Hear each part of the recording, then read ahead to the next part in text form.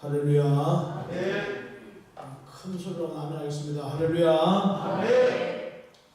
예배를 예배되게 만드시고 아멘. 하나님의 은혜가 임하는 물꼬를 여는 저와 여러분의 심령이 되시기를 주님의 이름으로 축원합니다. 아멘. 이스라엘 민족이 애굽에서 나온 1세대는 거듭나지 못한 육의 사람을 상징합니다. 그리고 광야에서 태어나게 된 2세대들은 거듭난 영의 사람을 상징합니다. 따라서 출애굽한 이스라엘 백성은 반드시 홍해를 건너야만 했습니다. 왜냐하면 이 홍해는 세례를 상징하기 때문에. 세례를 받았다 그 말은 내가 죽고 주님과 함께 내가 거듭났다 그런 의미가 담겨져 있습니다. 따라서 이 1세대는 광야에서 반드시 죽어야만 했습니다. 가나안 땅에는 누가 들어가는가? 광야에서 거듭난 다시 태어난 자가 들어가는 곳이 가나안 땅이라 그렇게 말하고 있습니다. 오늘 우리들은 전부 다 애굽에서 나온 사람들입니다. 즉 세상에서 나온 사람들입니다. 그래서 우리가 세례라고 하는 것을 통하여서 거듭나게 되고 이 광야 교회에서 우리 육은 전부 다 죽어야 그리스도 안에 거듭난 자가 가는 곳이 하나님의 나라 천국인 줄로 믿습니다. 육의 사람의 특징이 뭔가? 내가 지금 거듭났는지 거듭났지 않았는지를 알아볼 수 있는 중요한 잣대가 하나 있습니다. 그게 뭔가 하면은 딱 두 단어로 표현을 할 수가 있는데 원망과 불평이라는 것입니다. 육의 사람의 특징은 원망과 불평입니다. 출애굽한 이스라엘 사람들은 하나님께서 애굽 땅에 내린 10가지 재앙을 전부 다 눈으로 목도하고 보아 알고 있습니다. 그리고 그 재앙 가운데서 자신들이 구원받았을 또한 잘 알고 체험하고 있습니다. 홍해가 자기 앞에서 갈라져 좌우에 물병이 되고 그 홍해를 육지같이 건너온 자들입니다. 뒤따라오던 애굽 군대가 그 홍해 바다에 수몰 되어 전부 다 죽고 살지 못하는 상황을 자신들의 두 눈으로 똑똑히 보았다라는 것입니다. 새벽마다 하늘에서는 만나가 내려오고 쓴물을 단물로 변화시켜 주시고 반석에서 물이 나오는 것을 자기들은 직접 체험한 자들입니다. 그리고 지금도 구름 기둥과 불 기둥이 자기들 머리 위에 떠 있습니다. 그런데도 거듭나지 못한 이스라엘 사람들은 건수만 생기면 원망하고 불평하기를 시작합니다. 물이 없어서 죽겠다고 말합니다. 양식이 없어서 죽겠다고 말합니다. 힘들어서 죽겠다고 말합니다. 심지어 모세와 아론을 향하여서는 왜 너희들만 하나님과 대면하는 것처럼 우리 위에 군림하려고 하느냐? 대항하고 싸우려고 했던 자들이 바로 이들입니다. 에돔 땅을 우회해서 돌아갈 때는 우리가 힘들어 못 가겠다. 다시 우리가 애굽으로 돌아가자고 난리를 피우던 자가 바로 이 이스라엘 사람들. 그래서 이 원망 불평은 이스라엘 사람들의 트레이드 마크가 되어버리고 말았습니다. 이유가 뭘까요? 거듭나지 못했기 때문에. 광야에서 죽지를 못했기 때문에. 그래서 애굽에서 나온 1세대는 광야에서 다 죽어야만 했다라는 것이. 그러므로 주님의 교회 사랑하는 성도님들, 우리 또한 반드시 이 광야 교회에서 거듭나시기를 주님의 이름으로 축원합니다. 내 육은 죽으시고 내 영은 주님 안에서 거듭난 자 되시기를 주님의 이름으로 축원합니다. 그럼 광야에서 거듭난 이스라엘 백성들, 즉 이 세대들은 어떻게 변화되었을까? 먼저 거듭나기 전에 이스라엘 백성들은 어떠했는가? 출애굽기 16장 2절로 3절에 보니까 이스라엘 자손 곧 온 회중이 그 광야에서 모세와 아론을 원망하여 이르되 우리가 애굽 땅에서 고기가 막 곁에 앉아 있던 때와 떡을 배불리 먹던 때에 여호와의 손에 죽었더라면 좋았을 것을 너희가 이 광야로 우리를 인도하여 내어 이 온 회중이 줄여 죽게 하는도다 라고 말씀하고 있습니다. 민수기 21장 4절로 5절에 백성이 호르산에서 출발하여 홍해길을 따라 에돔 땅을 우회하려 하였다가 길로 말미암아 백성의 마음이 상하니라. 백성이 하나님과 모세를 향하여 원망하되 어찌하여 우리를 애굽에서 인도하여 내어 이 광야에서 줄여 죽게 하는가? 이곳은 먹을 것도 없고 마실 물도 없도다. 우리 마음이 이 하찮은 식물 만나를 싫어한다. 그렇게 원망하고 불평해줬습니다. 이것이 거듭나지 못한 이스라엘 사람들의 본 모습이었어요. 그러면 거듭난 이스라엘 백성들의 모습은 어떠한가? 믿음의 1세대는 광야에서 다 죽고 2세대가 드디어 요단강을 건너 가나안 땅으로 들어가게 되는데 이 믿음의 2세대가 뭐라고 말하는가? 오늘 본문의 16절에 당신이 우리에게 명령하신 것은 우리가 다 행할 것이요 당신이 우리에게 보내시는 곳에는 우리가 가리이다. 우리는 범사에 모세에게 순종한 것 같이 당신에게도 순종하리니와 오직 당신의 하나님 여호와께서 모세와 함께 계시는 것 같이 당신과 함께 계시기를 원하나이다. 누구든지 당신의 명령을 거역하며 당신의 말씀을 순종하지 아니하는 자는 죽임을 당하리오니 오직 강하고 담대하소서라고 기록을 하고 있습니다. 이게 바로 거듭나지 못한 자와 거듭난 자의 차이라 그렇게 말씀하고 있습니다. 놀라운 것이 뭔지 아십니까? 지금 이 2세대들은 자라나면서 광야에서 태어나 자라나면서 보고 들은 것은 오직 원망과 불평뿐이었습니다. 자기 아버지 세대 수많은 이스라엘 백성들이 입만 열면 원망하고 입만 열면 불평하는 것, 이것만 보고 자라났다라는 것입니다. 그런데 거듭난 영의 사람이 되자 생각하는 것이 달랐고 말하는 것이 달랐고 행동하는 것이 달라졌다라는 것입니다. 눈으로 보고 자라왔기 때문에 똑같은 사람이 되어야 마땅한데 거듭난 하나님의 사람이 되니까 똑같은 사람이 아니라 완전히 새로운 사람이 되었다 말씀하고 있습니다. 광야 원망 불평하는 사람들 속에서는 이런 사람이 도저히 나올 수가 없습니다. 그런데 놀라운 것은 거듭나니까 가능해지더라라는 것입니다. 할렐루야, 할렐루야. 그러므로 말미암아 오늘 저와 여러분들도 주님 안에 이 광야 교회에서 반드시 거듭난 자 되시기를 주님의 이름으로 축원합니다. 10월 26일부터 제 18차 추수감사절 준비 21일 특별 새벽 예배가 시작이 됩니다.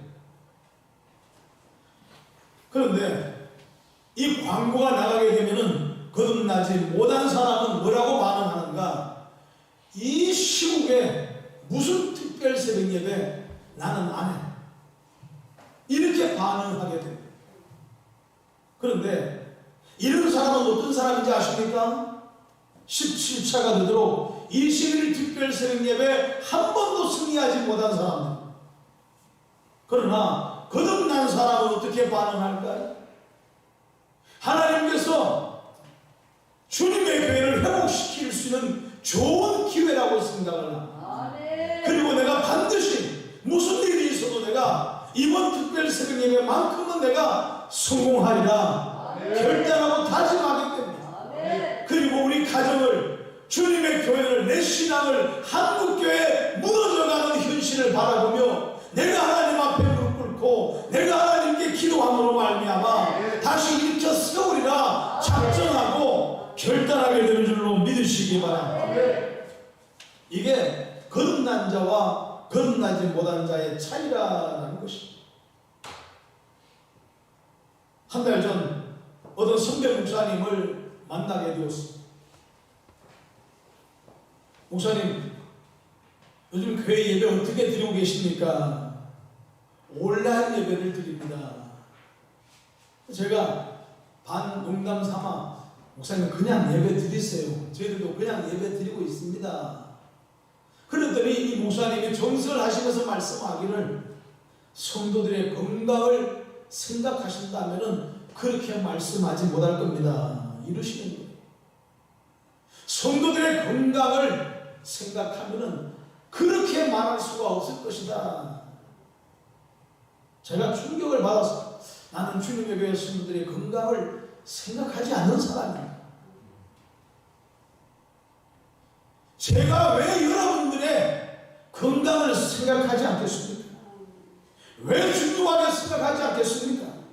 그러나 육신의 건강보다 더 중요한 것이 영적 건강이기 때문에 때로 우리가 코로나의 위험이 있지만 그럼에도 불구하고 이 전으로 올라오라고 설교를 하게 되는 것입니다. 육의 사람은 육의 생각을 하고 영의 사람은 영의 생각을 한다고 말씀하고 있습니다. 스데반 집사님이 자기의 육신을 미워했기 때문에, 자기의 육신을 저주했기 때문에 돌에 맞아 죽었을까요? 그도 육신이 소중했어요. 그럼에도 불구하고 육신을 살리기 위해 내 영혼을 죽일 수가 없어서 차라리 돌에 맞아 죽으면서 내 육신을 죽이고 영혼이 살리기를 원했어요. 이게 스데반 집사님.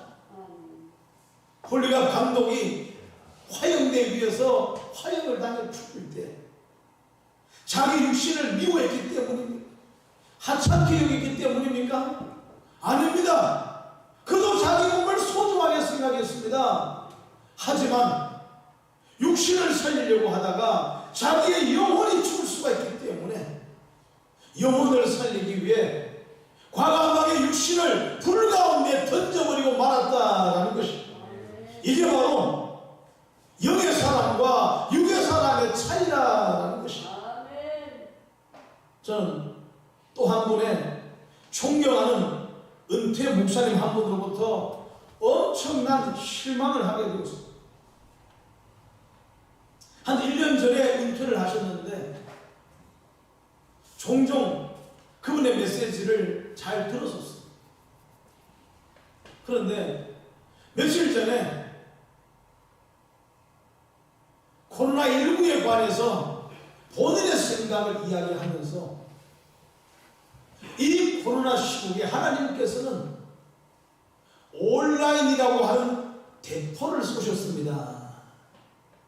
세상은 전부 다 교회 예배를 드리지 못하게 막고 있지만 하나님께서는 온라인이라고 하는 대포를 통해서 예배할 수도 하나님이 만들어 주셨습니다. 그러는 겁니다.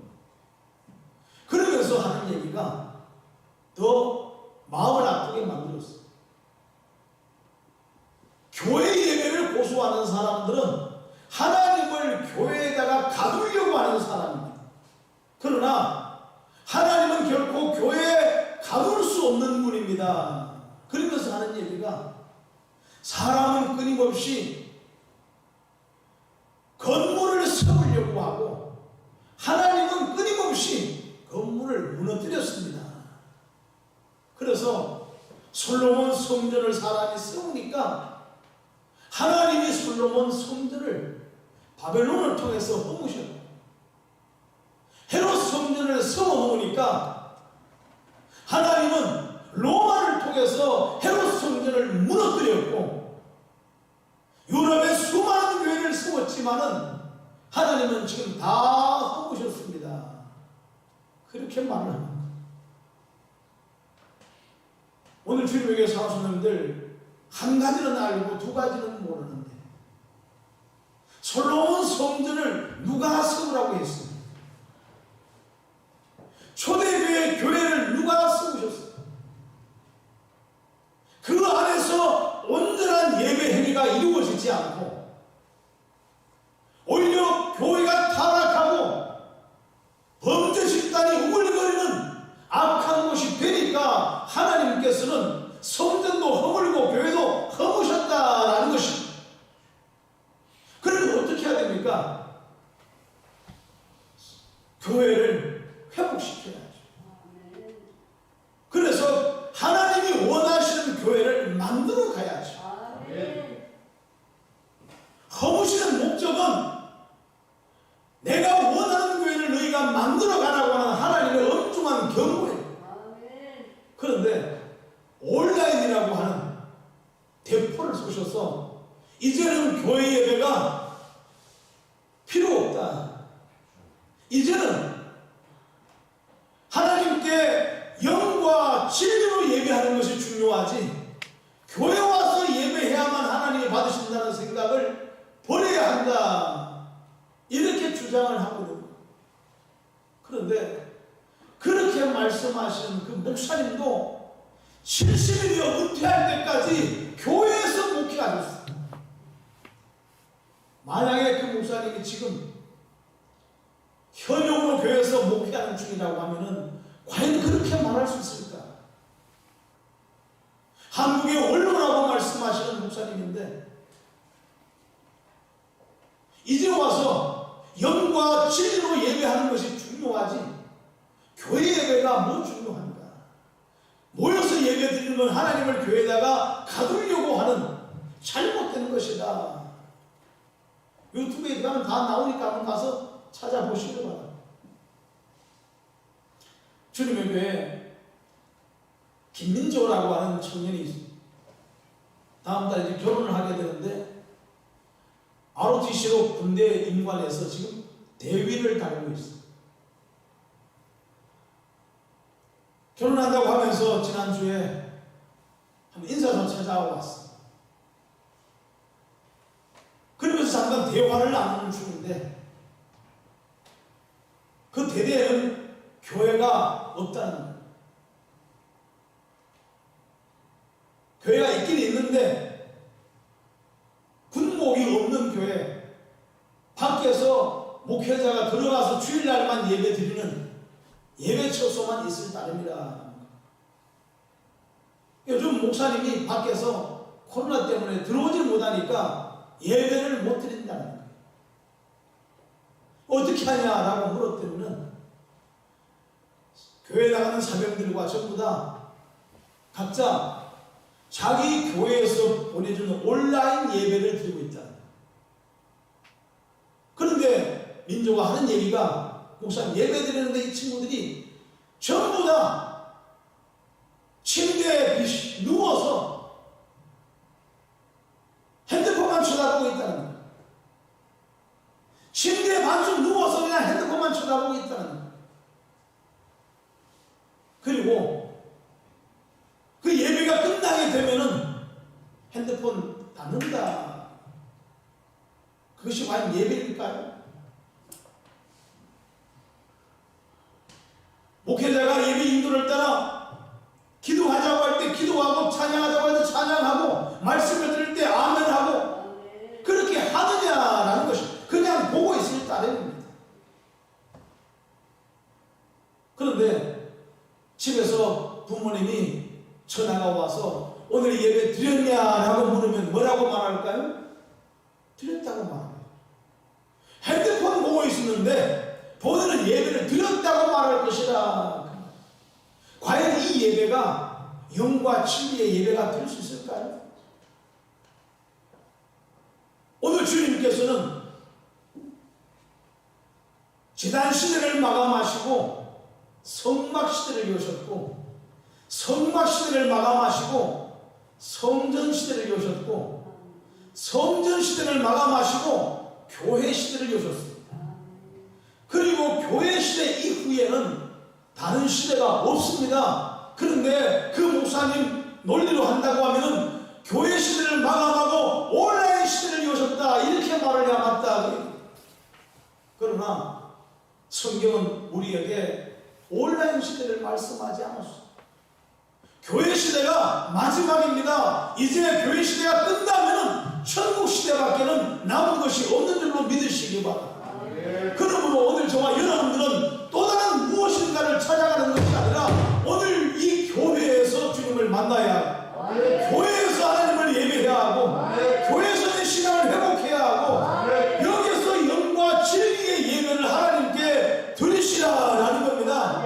이걸 회복하지 않으면은 교회 올라와서 예배해도 아무 소용이 없을 수 있습니다.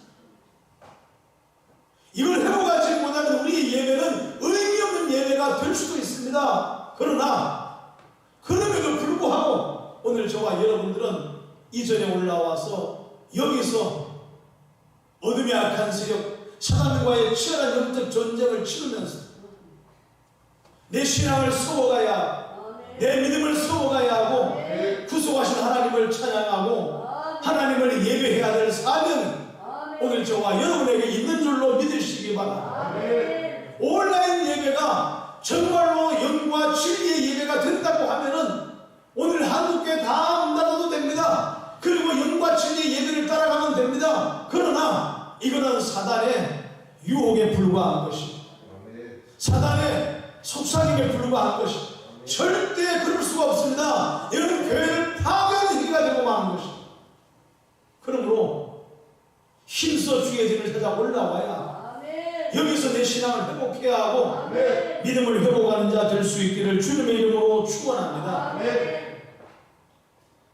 거듭난 영의 사람의 삶이 어떠한 삶인가 한 가지 간증을 들면서 말씀을 마치려고 합니다. 힙합 가수 션이라고 하는 가수를 여러분들 기억하실 겁니다. 그가 기독교인인데 탤런트 저혜영과 결혼을 하게 됩니다. 이제 결혼해서 자녀를 낳으면서 행복한 가정을 꾸미기 위해 집을 살 계획을 세우고 알아보니까 한 달에 350만 원 정도씩 지출을 해야만 되겠더라라는 것입니다. 그러던 중에 자기와 태어난 아이 그리고 4명을 낳을 생각을 했기 때문에 6명을 컴패션을 통해서 선교단체를 통해서 지원하는 그러한 프로젝트에 참가를 하게 됩니다. 그 중에 한 아이가 필리핀에 있는 아이를 지원하게 되는데 그 아이를 만나러 가기 위해 준비를 하고 있는데 그 아이에게서 편지가 왔다. 편지가 오기를 이 션이라고 하는 이 가수에게 온 것이 아니라 자기 아내의 이름으로 왔다는 것. 전혜영의 이름으로 왔다는 것. 그래서 아내가 그것을 보자 마음이 뭉클해서 본인이 가야겠다고. 그래서 자신은 못 가고 아내가 대신해서 필리핀으로 그 아이를 만나기 위해서 갔다는 것. 가서 그 아이를 만난 즉 쓰레기 더미, 오물 더미 위에 세워진 판잣집에 살고 있는 그 아이를 보게 되었던 것입니다. 여기 필리핀 선교여행 갔다 오신 분 있기 때문에 잘 알겠습니다만은 기가 막힌 현장. 음식을 먹고 사람이 대소변을 받아서 봉지에 담아 그냥 밖으로 던집니다.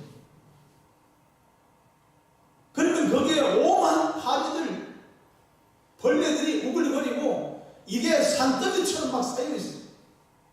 그 위에 원두막과 같이 집을 지어놓고 그리고 그냥 거기서 살아가는 거예요. 사람이 살 곳이 못 됩니다.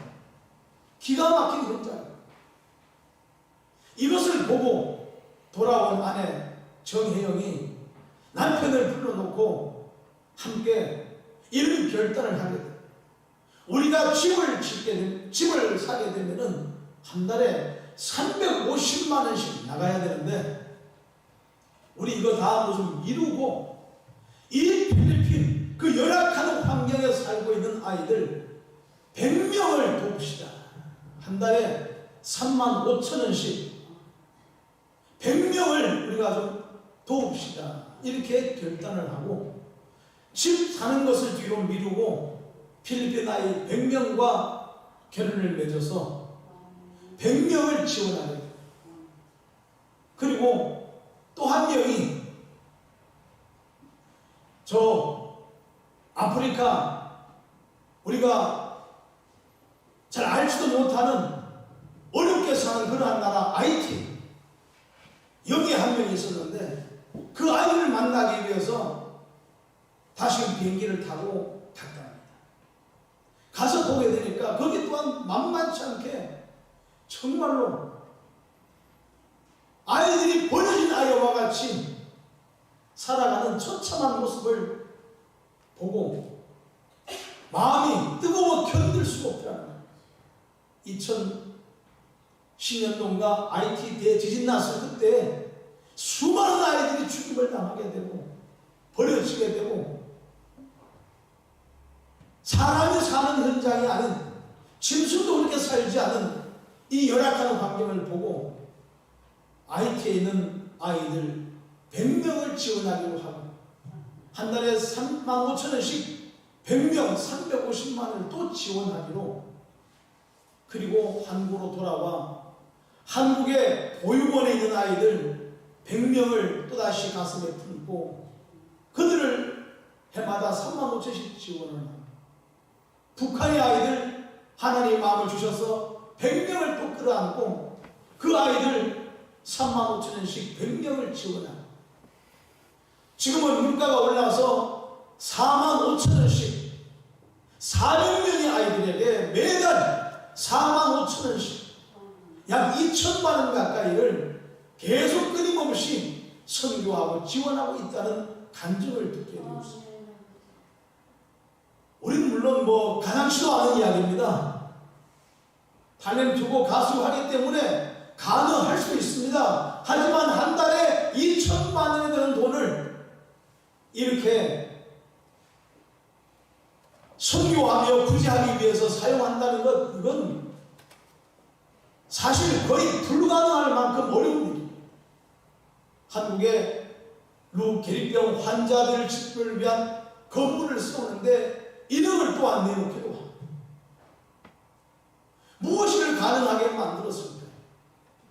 그냥 자녀들 4명 낳아서 단란한 가정 꾸리고 화로운 집을 사서 행복하게 살아갈 수 있습니다. 그러나 차마 내 눈으로 보게 된 그 아이들, 내 작은 돈이 지원될 때 그 아이들이 앞으로 성장하면서 나라를 변화시킬 수도 있고 세계를 변화시킬 수도 있기에 포기할 수가 없어서 한두 명도 아니고 1-20명도 아니고 400명의 자매들은 맺어서 그들을 지원하고 있다는 이야기를 들을 때 어쩌면 이것이 거듭난 자들이 취하는 영적인 자세가 아닌가. 아무도 할 수 없는 그 일을 주님의 뜨거운 사랑이 있기 때문에 해나가는 이것이 바로 거듭난 자가 살아가는 삶의 방법이 아닌가 생각을 해보게 됩니다. 지난주에 말씀을 드렸습니다만 번데기가 나방이라고 아무리 무겨도 번데기는 번데기입니다. 그러나 이 번데기가 나방이 되어 하늘을 날기 시작하게 되면은 내가 나방이 되었다고 말하지 않아도 사람들은 그가 나방이 되었다고 말을 할 것이다. 내가 말하지 않아도 사람들은 그렇게 다 인정한다.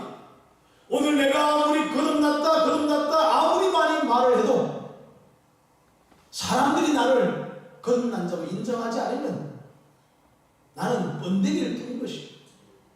그러나 거듭난 자의 삶을 살아가면은 내가 거듭났다고 말하지 않아도 저 사람은 거듭난 사람이라고 다 인정하게 될 것이라 그 얘기. 오늘 어떤 삶을 살아가기를 원하십니까? 거듭났다고 말만 하면서 거듭나지 못한 자로 살아가지 마시고 오늘 광야에서 반드시 육의 사람은 죽으시고 주님 안에서 거듭난 자가 되셔서 가나안 땅에 들어가 살기에 적합한 하나님의 사람들, 원망과 불평은 내 입에서 제하시고 하나님 말씀을 순종하고 믿음으로 복종하고 따라가는 저와 여러분의 삶이 다 되시기를 다시 한번 주님의 이름으로 축원합니다. 기도하겠습니다. 거룩하신 우리 아버지 하나님, 주신 하나님 말씀을 이 시간도 마음 중심에 담게 하옵소서.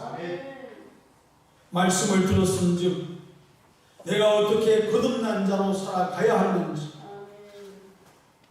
우리 신앙을 돌아보게 하옵시고 우리 믿음을 돌아보게 하옵시고 우리의 삶을 만들어가는 하나님의 사람들 되게 도와주시옵소서. 육을 위하여 사는 자가 되지 않게 하시고 영을 위하여 우리의 육신까지 아낌없이 희생할 줄 아는 그리스도 예수의 사람들 되어지게 도와주시옵소서. 예수님의 거룩하신 이름으로 기도하옵나이다. 아멘.